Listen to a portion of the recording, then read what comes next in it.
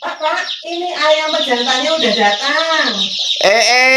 Selamat datang pejantan. Pejantan. Selamat datang probiotik. Probiotik. Kita lihat ya, kita lihat.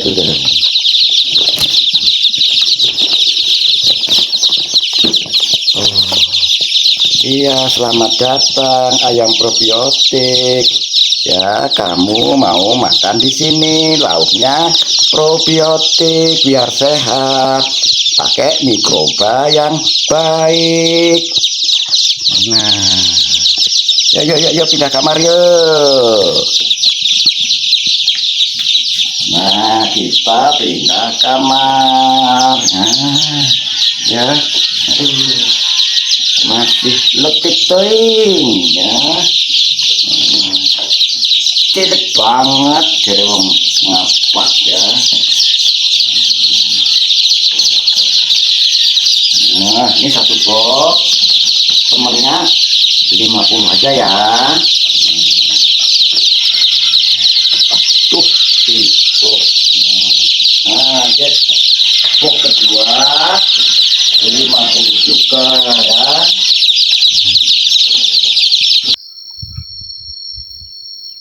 Ketemu maning di channel Mas Mitra Alam Sejahtera. Selamat pagi, selamat siang, selamat sore, selamat malam, dan selamat subuh. Salam sehat sejahtera buat kita semua. Tapi pun, Ya pun. sebelum saya bercerita ya tentang materi hari ini, saya akan menyampaikan dulu pertanyaan dari orang mengapak kepada saya. Pak, sedikit kan zamannya lagi ya, jenengan ngerti derek lah ya. Tur maning siking golek anakan kalkun isi angel. Langka barangnya. Jarene sih wis pada mulai ngingu babon. Sebagian wis mulai ngates nandoke. Nah, aku takon, Pak. Ngingu apa ya, Pak? Ben mengko duit nggo nambah-nambah modal melu gedekna kalkun. Kira-kira terjemahannya seperti ini. Pak, sekarang ini zamannya lagi ya begitulah, Anda tahu sendirilah. Dan lagi sekarang nyari kalkun itu susah loh Pak, barangnya langka. Katanya sih beberapa orang sudah mulai memelihara indukan lagi dan sebagian sudah mulai menetaskan telurnya. Kira-kira memelihara apa ya Pak, biar nanti punya duit untuk menambah modal ikut membesarkan kalkun? Pertanyaan ini secara langsung saya tidak akan menjawabnya, tetapi dengan saya menggambarkan pengalaman saya membagikan pengalaman saya kepada penonton semua ya, mungkin pertanyaan ini akan terjawab nanti. Oke, saya akan berbagi pengalaman ya, bagaimana saya membesarkan ayam pejantan secara probiotik, yaitu menggunakan pakan probiotik. Ayam pejantan adalah ayam petelur tetapi berkelamin jantan. Nah, ini pasti nggak bertelur ya, makanya kita pelihara untuk dijadikan pedaging. Banyak warna yang ada di pasaran, ada yang putih ya, terutama banyakkan di putih, ada yang kecoklatan, ada yang belirik. Nah, itu yang secara alami. Yang secara buatan itu banyak warna-warninya tuh ya. Ada warna pelangi ya, merah, biru, kuning, ya, hijau. Nah, itu banyak dijual oleh orang-orang di pasaran ya, untuk apa namanya, mainan anak-anak. Itu kira-kira gambaran ayam jantan. Ya. Ayam yang banyak dipelihara ya dengan tujuan sebagai ayam berdaging ini ya, memiliki FCR, feed cost ratio, di antara ayam broiler dan ayam kampung. Berdasarkan penelitian ya, FCR-nya itu sekitar 2. Artinya untuk menghasilkan 1 kg bobot ayam dibutuhkan sekitar 2 kg pakan. di samping faktor genetika atau keturunan, efisiensi penggunaan pakan atau sering dilihat dari FCR-nya ini sangat tergantung dari beberapa hal. Yang pertama, tentunya kualitas pakan. Itu menyangkut nutrisinya, kandungannya apa saja, protein, karbohidrat, dan seterusnya. Kemudian lingkungan hidupnya atau lingkungan pemeliharaannya di mana, suhunya bagaimana, kelembabannya bagaimana, kebersihannya juga bagaimana. Yang ketiga adalah manajemen cara memeliharanya. Untuk kualitas pakan ya, makin baik, makin berkualitas, artinya nutrisinya makin banyak dan makin lengkap yang bisa diserap sesuai dengan kebutuhan, makanya menjadikan FCR-nya makin rendah. Demikian juga dengan manajemen atau lingkungannya, makin baik tentunya FCR akan menjadi rendah. Umumnya ayam pejantan dengan tujuan berdaging ini ya bisa dipanen pada umur 2 sampai 3 bulan dengan bobot antara 7 on sampai 1 kilo.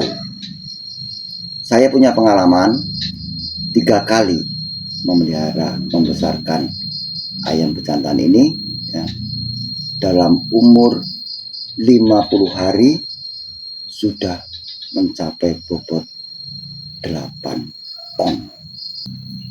Mungkin ya Anda sekalian bertanya, mengapa saya kok ikut-ikutan membesarkan ayam pejantan ini? Setelah lama bergelut dengan kalkun dengan berbagai kendalanya, istilahnya kebanting-banting. Jawabannya sebetulnya praktis saja. Yang pertama, sebagai diversifikasi usaha dengan fasilitas yang mirip dengan kalkun yang sudah saya miliki sekarang ini. Alasan kedua, ayam pejantan memiliki daging yang baik. Kandungan lemaknya lebih rendah, dagingnya berwarna putih, rasa dan teksturnya mirip ayam kampung. Ada yang mengatakan, beberapa yang sudah mengikuti daging yang sudah saya pelihara ini ya, katanya dagingnya kayak daging kalkun. Bahkan sering banyak yang menggunakan ayam pejantan ini sebagai pengganti ayam kampung. Alasan yang ketiga, bibitnya mudah diperoleh dan harganya relatif murah dibandingkan dengan ayam lainnya, termasuk kalkun. Pemeliharaannya juga tidak rumit serta sudah adaptif di lingkungan sekitar kita di Indonesia ini. Yang lebih penting lagi, ya,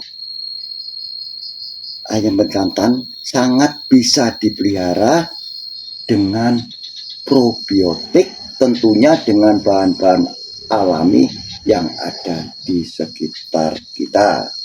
Ini pengalaman saya loh. Ya. Dengan kondisi ini ya, dapat diperoleh produk daging yang berkualitas dan menyehatkan, baik buat kita semua maupun baik lingkungan kita. Saya percaya ya, produk dengan kualitas ini pasti akan lebih mendapat apresiasi, ya, lebih dihargai gitu loh, terutama bagi setiap insan yang menganggap kesehatan adalah investasi yang penting dalam kehidupan ini. Saya yakin para insan yang terhormat ini pasti berani membayar lebih untuk produk peternak yang bagus dan berkualitas ini. Dengan demikian, ya, kita dapat mengharapkan peternaknya pun akan mendapat keuntungan yang lebih baik dan tentu sejahtera. Peternak sejahtera, petani sejahtera, saya yakin kita semua akan menjadi sejahtera. Dan tentunya semua ini selaras dengan semesta. Dan kembali lagi, kita ini bukan AGP loh, bukan asal gue profit, asal gue untung. Nah, saya kira itu cukup pengantar saya ya. Saya langsung akan menuju ke kandang. Ini kita sekarang sudah di kandang DOC. Sebelum DOC masuk, kita siapkan boxnya. Ukurannya panjang 2 meter, lebarnya 1 meter. Tingginya ini cukup 1 meter. Dan tinggi ruangan DOC 40 cm. Di bawah box supaya tidak becek, tidak berlalat, kita buat resapan ya. Ini kita buat lubang panjang hampir 2 meter, lebarnya 40 cm, dalamnya sekitar 40. Kemudian kita sekat-sekat genteng supaya berongga. Setelah itu kita tutup dengan areng ya. Bau akan terserap oleh areng, kotoran, air masuk ke dalam. Kemudian baru kita tutup dengan sekat. Ya, gitu ya, sampai agak merata. Ada beberapa fasilitas yang harus kita siapkan sebelum DOC masuk. Nah, yang pertama jelas tempat makan ya. Yang kedua tempat minum. Tempat minum kita siapkan 2 jenis. Begitu DOC masuk, belum bisa minum yang seperti mangkok ini, kita siapkan botol ya, banyak di pasaran. Tempat minum yang mangkok ini biasanya bisa diminum nanti setelah umur 2 minggu. Ini semacam mangkok, kalau kita pencet itu sur gitu ya, keluar airnya. Sumbernya dari galon. Ya, satu lagi yang harus kita perhatikan, ini lantai di dalam ini ya. Ini ram dari plastik. Nah, ini jangan terlalu kecil lubangnya ya. Nah, kira-kira ini 1 jentik ya. Pada jentik itu kelingkingnya bisa masuk ya, sehingga kotoran bisa turun langsung ke bawah. Ayam menjadi sehat, lingkungan sehat, makan cukup, air minum cukup dan steril. Nah, kotoran yang turun ke bawah langsung keserap, ini akan menjadi kering. Kita lihat nanti di kandang grower bagaimana suasana kotoran di bawah box itu. Nah, udah itu ada lagi yang penting, yaitu penghangat brooder istilahnya ya, istilah kerennya brooder. Ini kita siapkan 2. Yang satu bohlam 25 watt ya, 25 watt, sehingga ada 2, totalnya 50 watt satu ruangan. Ini juga satu ruangan 50 watt. Kenapa kita jadikan masing-masing 2, nggak sekaligus 50 watt? Untuk menjadikan DOC yang tinggal di sini merasa hangatnya merata ya, jadi nanti akan tersebar DOC-nya. Juga mungkin saya perlu sampaikan kapasitas ya, untuk masing-masing box ukuran 1 kali 1 meter ini untuk 50 ekor DOC. DOC akan terlihat kedinginan kalau menumpuk. Kalau cukup hangat, dia akan merata. Ini DOC pejantan umur 1 hari.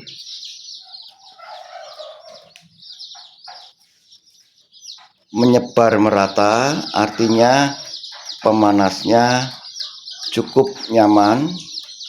Ayam tetap makan dengan nyaman juga. Sudah mulai belajar minum. Nah, ini ayam pejantan ya, yang mau kita pindahkan ke kandang pembesaran. Jadi umurnya ini 26 hari, mendekati 1 bulan. Tapi bisa dikatakan ini sudah memasuki tahap grower ya. Cirinya ya tahap grower adalah makannya sudah sangat kuat dan pertumbuhannya sudah sangat cepat ya. dalam sekitar 1 minggu itu sudah lebih 1 on bertambahnya. Ya. Nah ini besarnya memang tidak seragam, tapi ini hampir mendekati sama lah. Ini sudah kita siap pindahkan. Sekarang yang sangat penting yaitu soal pakan dan minum. Seperti kita manusia, pangan itu sangat-sangat penting. Wong Inggris ngomong, orang mangan, orang ngumpul. Apa saja nutrisi yang kita berikan dan bagaimana mengolahnya, kita tunggu di part 2.